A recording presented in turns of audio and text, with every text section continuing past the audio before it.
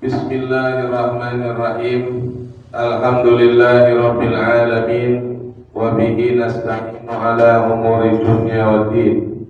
Wassalatu wassalamu ala asyrafil anbiya'i wal mursalin sayyidina Muhammad wa ala alihi wa ashabihi ajmain, amma ba'd. Faqala Syekhul Imamul Muallif rahimahullahu ta'ala wa adaman naf'a bihi wa bi barakati 'ulumihi wa bikum fid dharain. Makruhatus shaumi thamaniyatun. Bermula inilah beberapa kemakruhan di dalam menjalankan puasa. Di dalam berpuasa ada perkara-perkara yang mesti dihindari atau dimakruhkan. Thamaniyatun, jumlahnya 8. Al-hulqu, yang pertama adalah mengunyah.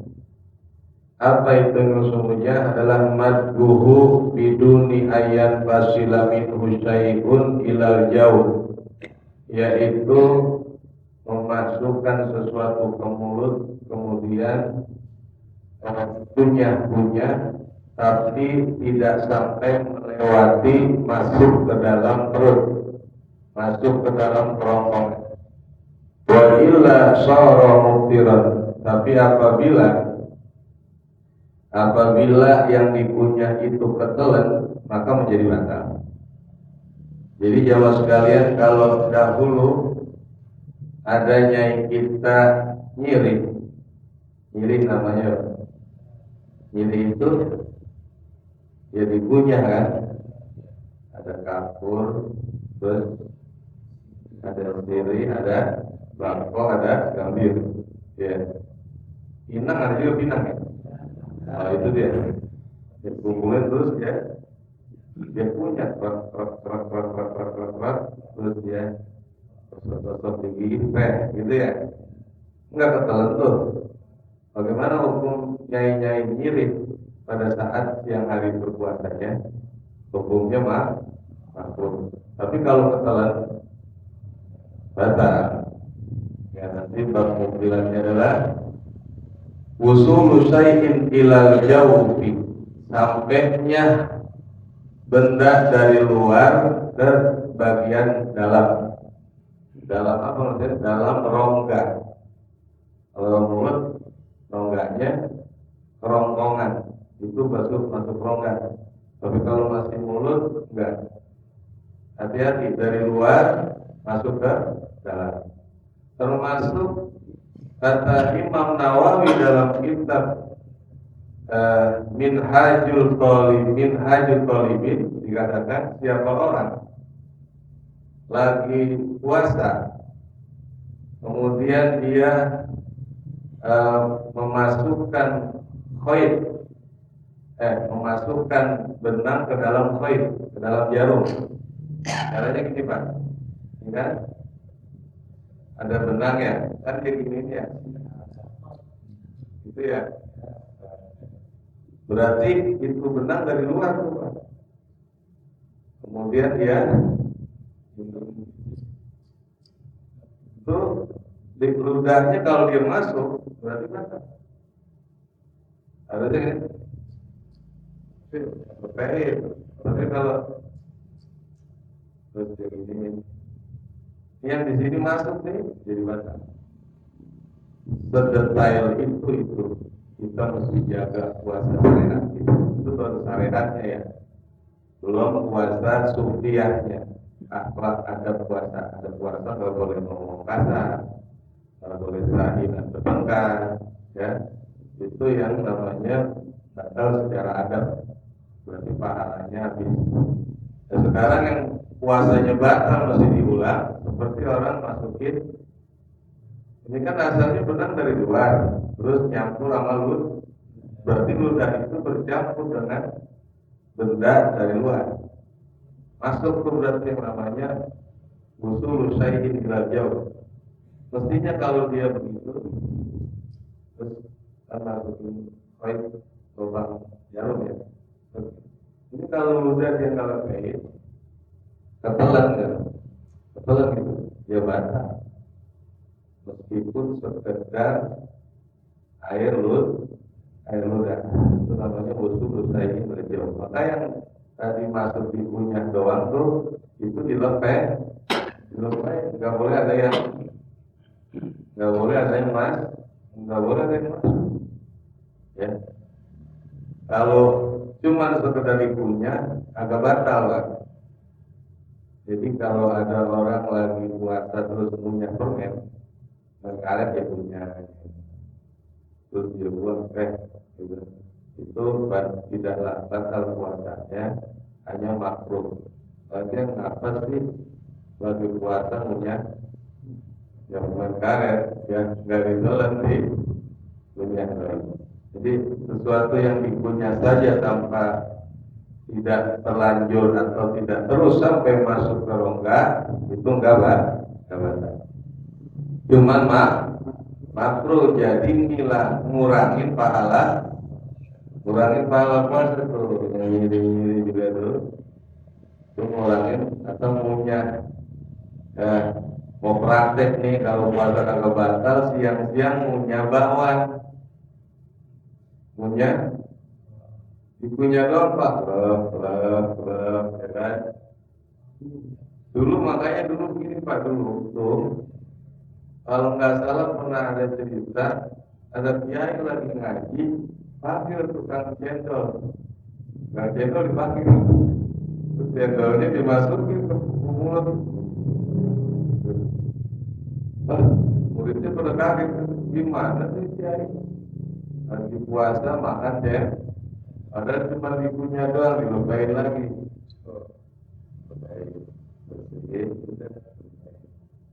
Ternyata lagi menjelaskan tentang bab al-khulqu, yaitu mengunyah makan. Kalau dikunyah doang nggak batal Pak, tapi hukumnya apa? Makruh. Yang kedua adalah zuqut ta'am, mencicipi makanan biduni hajatin ma'adami wusuli ila jauh, tanpa ada kebutuhan, tanpa ada keperluan, dia nyicipi makanan, tapi dengan catatan nggak sampai ketelan. Nah, maka dalam hal ini kalau dihajatin nyicipin tapi karena memang ada keperluan, misal ada orang menyediakan takjilan mau dikirim ke masjid, maka dia mencoba makanan gak makruh, gak ada masalah, gak ngurangin pahala bagi yang memasak.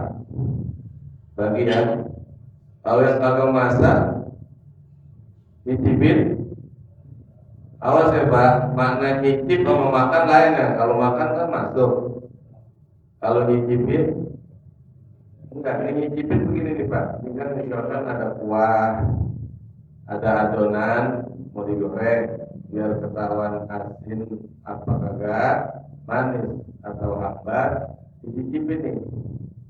Cara nyicipin begini Pak, nih ditempel di tangan, terus lidahnya keluarin, nih begini doang nih,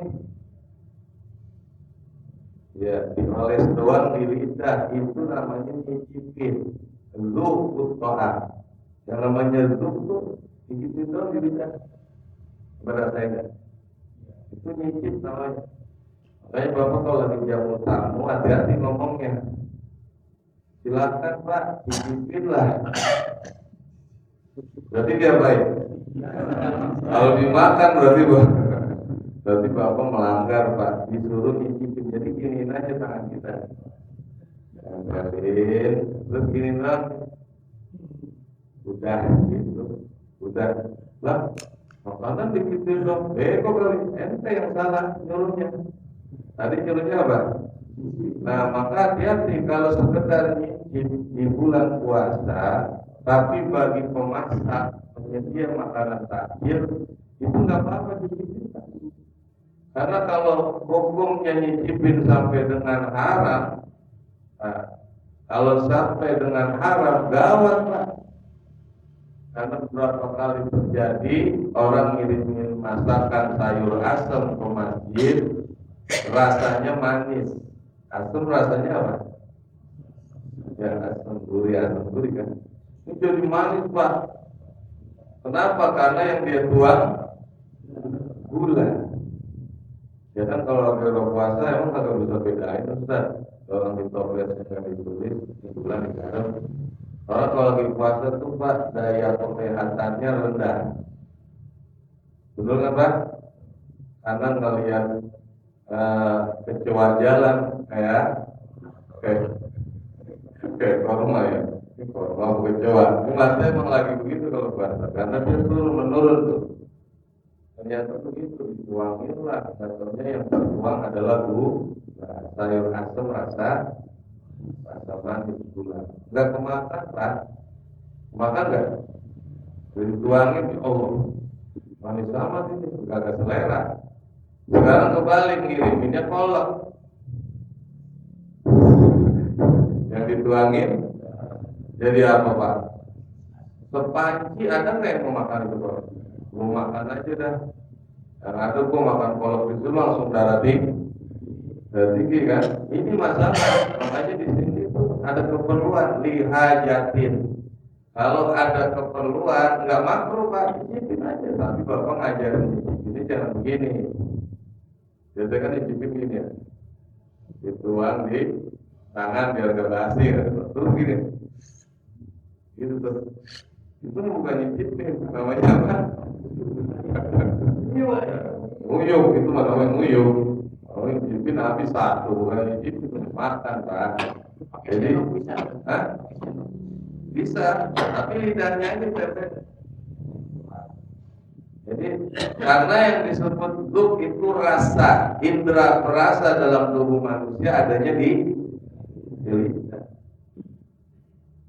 Jadi mainnya main lidah, bukan main gigi, bukan main mulut. Mulut mah dokoh namanya. Yang ngerasain apa? Makanya begini caranya kalau di lidahnya dijulurin, tempelin makanan. Berasa nggak Pak? Coba jajal tangan Bapak gitu. Terus di rasanya gimana? Ya lain diri apa ya? Itu akan berasa manis, berasa asam, berasa ambar, berasa manis apa? Itu dilihat, itu nggak Pak. Itu bilang ibu yang tukang masakan atau membuat masakan untuk persiapan tajil, dagang di tajilan, padahal ibu lagi puasa, cicipin. Ya rasanya udah manis belum? Oh, udah manis nih. Ya udah cukup, jangan ditambahin. Oh ini belum ada manisnya ini, ya tambahin. Hampir ada saya kagak berani cicipin. Kalau cicipin dong harus berani. Yang kagak berani adalah makan. Makan ya. Jadi bagi orang yang tidak berkepentingan memasak itu makruh icip. Tapi kalau yang masak enggak makruh, ya enggak makruh. Dikatakanlah ibadah berarti kalau enggak makruh boleh. Jangan pakai perasaan Pak. Perasaan lagi bulan puasa enak perasaan. Betul kan? Perasaan nggak karu-karuan kan? Campur lapar, campur capek, campur panas. Nggak bisa pakai udah kali ini, ya, ini nggak bisa dirasakan. Kemudian yang ketiga al-intijam yaitu bekam. Bekam itu adalah ikhrajud dami, mengeluarkan darah dari tubuh. Ayukrahu khurujan minal khilaf, maka hukum berbekam adalah hukumnya makruh, mengurangi pahala. Ini difatwakan karena untuk mencari jalan tengah, ada yang menyatakan boleh, ada yang menyatakan haram. Oh kalau gitu ulama ngambil garis tengah aja. Kalau sampai diharamin selama bekam, ya nanti orang yang punya keperluan bekam jadi nggak bisa. Terus orang yang berprofesi bekam sebulan kagak dapat penghasilan, jadi udah ngambil makruhnya. Lalu kenapa alasan itu dimakruhkan? Yaitu dikarenakan adalah wali annahu yurisud dha'fi, yurisud dha'fi. Karena berbekam di tengah hari siang puasa, ya di siang hari Pak. Jadi kalau malam siang hari lagi puasa, bekam itu dapat mendatangkan, dapat menurunkan yaitu lemahnya badan, Ya orang di puasa darahnya kan turun Pak. Di puasa tuh darah turun. Makanya yang punya penyakit masalah di darah tuh apa masalah darah ya? Darah tinggi, hipertensi, terus gula darah, apalagi asam urat darah bukan? Jadi darah Pak. Kalau asam urat yang diambil apa? Uratnya apa darah? Ya diambil. Jadi yang bermasalah dengan darah itu memang disupport untuk puasa solusinya. Dahulu ini ada dua orang bersahabat ulama besar. Yang satu Buya Hamka, yang kedua adalah Abdul Wahid Hasim. Abdul Wahid Hasim itu adalah kakeknya, bapaknya Abdul Rahman Wahid Hasim. Ini berkawan akrab nih Pak Buya Hamka Wahid Hasim. Yang aku Muhammadiyah, yang satu NU, tapi berkawan. Nggak kayak kita NU mau dia perang mulu. Jangan padahal dua-dua ini bersahabat nih. Yang satu ketua PBNU, yang ini tokoh Muhammadiyah. Atau Buya Hamka, saya kenal betul Wahid Hasim itu ulama luar biasa cerdas. Cuma sayangnya satu, dia punya penyakit gula darah. Gula darah kan namanya apa? Diabetes. Gula darah, gula gitu ya, gula itu sampai dengan kadang bisa 500, paling dikit 500, paling dikit itu 600, 700, 500. Tapi hebatnya Wahid Hasim itu gula darahnya bisa normal. Apa penyebabnya? Puasa setiap hari. Setiap hari nggak ngomong lagi Pak. Yang udah kena hipotensi gula jangan gegaras mulu Pak. Woi, emang sih ngomong begini, mati mah mati aja, ya kan? Makan mati, kagak makan juga mati. Tapi benar, tapi kan ada yang cepat, ada yang lambat, gitu kan? Haidhasim itu sampai panjang usianya, padahal hipotensi diabetesnya tinggi, tapi bagus ini orang karena setiap hari puasa. Ini Haidhasim itu riwayatnya setiap hari itu berpuasa. Bukan karena asalnya karena dia diabetes. Jadi memang puasa itu turun, ditambah dibekam, udah mungkin ngedrop dia. Itulah kenapa jadi makruh. Kemudian yang keempat adalah majul ma'ibadal iftar, setelah buka puasa jangan berkemur, kemudian disembur airnya gitu.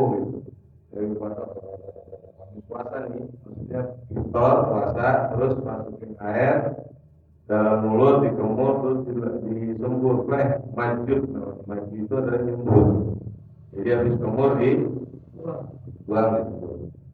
Itu hukumnya makruh. Kenapa? Dikarenakan adalah fayadhabu ma bihi min barakatis saum. Ya, karena orang yang membuang apa berkemur habis buka puasa dia berkemur itu sama aja menghilangkan keberkahan puasa. Karena berkahnya puasa salah satunya ada di mulut. Namanya laku kufam misraim. Bau mulutnya orang yang berpuasa adalah nanti seperti baunya minyak misik di hari kiamat. Itu punya berkah tuh bau mulut. Maka jangan dikuras, jangan dibersihin, jangan. Itu salah satunya. Yaitu sama juga Pak, orang kemur di saat puasa itu jangan mubalak. Jangan mubalak itu artinya jangan sampai jangan, biasa aja gitu aja ya, karena nanti bisa menghilangkan, kalau diniatkan untuk menghilangkan bau menjadi makruh ya. Kemudian al-ghuslu bil ingimas, berikutnya adalah mandi dengan cara merendam. Kalau karena al-ghuslu wajiban, walaupun mandinya mandi wajib. Ada orang semalam habis berhubungan, habis bersetubuh, kemudian lupa mandi, keburu masuk subuh. gitu ya. Tapi kan dia puasanya dalam keadaan junub, sah Pak. Tapi wajib tetap wajib mandi karena mau puasa, mau sholat, mandilah dia kemudian ngerendam, mandinya namanya intimas. Jadi mandi aja, yang penting jangan sampai ngerendam. Ngerendam itu maksudnya nyari adem-adem. Mandi siang-siang gerak banget ya, nanti gerak mah biar nggak bau, mandi tapi jangan apa? Jangan ngerendamnya makruh karena mencari adem. Kemudian asyiwaku, menggosok gigi saat zawal syams, ketika sudah waktu zuhur sikat gigi hukumnya jadi makruh. Kembali lagi, kenapa dimakruhkan? Kalau pagi nggak apa-apa, mau berangkat kerja sikat gigi Pak. Ya, bukan lagi puasa, makruh sikat gigi. Dari pagi sampai sore nggak sikat gigi, bau nggak kira-kira? Jadi kantor bagaimana jadinya? Tetap pagi mah tidak dimakruhkan. Nanti yang makruh jatuh setelah zuhur sampai maghrib itu makruh kalau sikat gigi di waktu itu. Nah, karena menghilangkan bau yang berkah bagi orang yang puasa. Biasanya udah bau, puasa bau amat sih, jangan ngomong mulu. Akhirnya terus ngomong-ngomong, ya kan? Ya biarin aja ngomong, puasa berkahnya di mulut. Kemudian yang berikutnya adalah akasratus sabaq wan naum. Ya, terlalu banyak, terlalu kenyang dan juga banyaknya tidur. Makruh Pak, tidur mulu, ya kan? Habis sholat duha tidur, bangun tidur, habis sholat tidur bangun, banyak lah itu, banyak sudah tidur. Jadi sebut tidur banyak itu adalah melebihi 2 kali. Ya, jadi tidur klub, ya Allah, astagfirullahaladzim, sejam dah. Ya, sejam udah cukup, semuanya jangan tidur lagi. Atau sejam lagi, jadi 2 kali tidur 2 jam katakanlah. Itu belum banyak tuh. Tapi kalau udah 3 jam ke sana, itu dihitung jadi banyak. Karena banyak itu adalah melebihi 2. Kemudian termasuk wal khawdu fi malayani, berbasah-basahan, wudu palanya sampai dibasahin. Adem. Itu makruh, basah-basah. Ya, kemudian tanawul, yang terakhir adalah tanawul syahwat al-mubahati minal masmumat, yaitu mencari kesenangan ya, tapi yang mubah. Kalau kesenangan yang haram ya, yaitu bisa menghilangkan pahala puasa. Ini kesenangan tapi yang diperbolehkan, ya, seperti halnya masmumat, ngendus yang wangi-wangi, makruh tuh Pak. Jadi oleh minyak wangi terus makruh. Awil mubsirat, atau melihat keindahan yang mubah, tapi melihat kembang selama bulan puasa di pon mulu, depan pon mulu, di kembang cakep-cakep, itu namanya tanawul syahwat atau mubahat. Itu yang disebut tarofu. Tarofu itu mencari kesenangan di siang hari berpuasa dengan cara mengendus-endus yang wangi atau melihat-lihat pemandangan yang indah. Hati-hati Pak, puasa iseng akhirnya turun ke puncak. Ke puncak apa? Ya, ada juga. Terus melihat apa? Melihat pegunungan, ya kan? Pulang Pak, pahalanya makruh. Ya, bukan di sono ya anak puncak, bukan jauh di puncaknya sekalian lihat konten berjejer. Awil masmu dicolok, begini gue pikir. Terus dengerin belum beri puasa tuh. Ya, itu masmu'an, mendengarkan sesuatu yang enak-enak di siang hari namanya tarofu. Kenapa? Karena bisa menghilangkan panas puasa, jenuhnya puasa, lama banget maghrib ya, akhirnya nonton TV. Apalagi dangdut, ya nonton TV ini biar kagak berasa Kayak bocah kan gini bocah, buka agak kuat kan, mau tuh udah puasa, udah lu ngayap kemana kek, itu kan, bocah ngayap kan, pulang-pulang maghrib. Itu kalau bocah sih lagi dididik, kalau aki-aki dia makruh kan, ya, karena pergi makruhnya, karena menghilangkan deritanya puasa. Padahal puasa itu mesti menderita. Jadi pahalanya puasa itu di deritanya, Pak. Pahalanya puasa itu di lelahnya, di deritanya, di panasnya itu puasa. Kalau enak mah namanya bukan puasa. Ya, kalau enak namanya bukan puasa. Demikianlah 8 perkara yang dapat dinilai sebagai makruh alias mengurangi nilai daripada pahala orang yang berpuasa. Ya, demikian. Ya. Sudah, Pak? Oh, dan ini pemberian materi terakhir sampai Pak ya. Karena besok malam Selasa kan Nisbu, Pak. Kita Nisbu itu malam Selasa. Ya. Nisbu Saban, Nisbu itu artinya pertengahan 15. Saban itu bulan Sa'ban. Jadi 15-nya kita itu jatuh hari Selasa. Hari Selasa, hari Senin malam. Jadi hari Selasa itu udah tanggal 15 Saban. Jadi malam besok kita malam Selasa jadwal taklim itu pas Nisbu Saban. Kita libur tuh. Nanti ketemu lagi berarti tawakuf ya. Tawakuf tanggal 9 ya. Nah iya berarti kita langsung tawakuf tuh. Nanti biar pada sehat. Tapi ya, mohon maaf materi kita tawakufnya di malam hari ini. Apabila selama pemberian materi saya barangkali banyak kesalahannya, tidak sesuai dengan karangan kitabnya, pemahaman saya terbatas, mohon diampura, dimaafkan ya Pak Kaparot. Saya minta dimaafkan apabila ada kekeliruan dalam menyampaikan musyarah, menjelaskan. Silakan kalau Bapak mau mencari referensi yang lain, perbandingan sama kiai-kiai yang lain, guru-guru yang lain, ustaz-ustaz, silakan. Sangat terbuka ya Pak ya.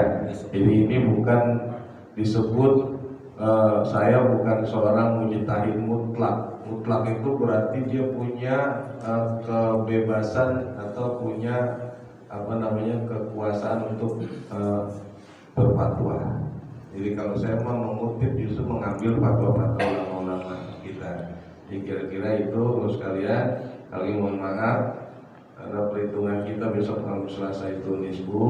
Nanti ketemu lagi adalah tawakupan gitu. Demikian mobil khusus pada seluruh ketua DKM dan jajaran pengurusan. Sekali lagi terima kasih.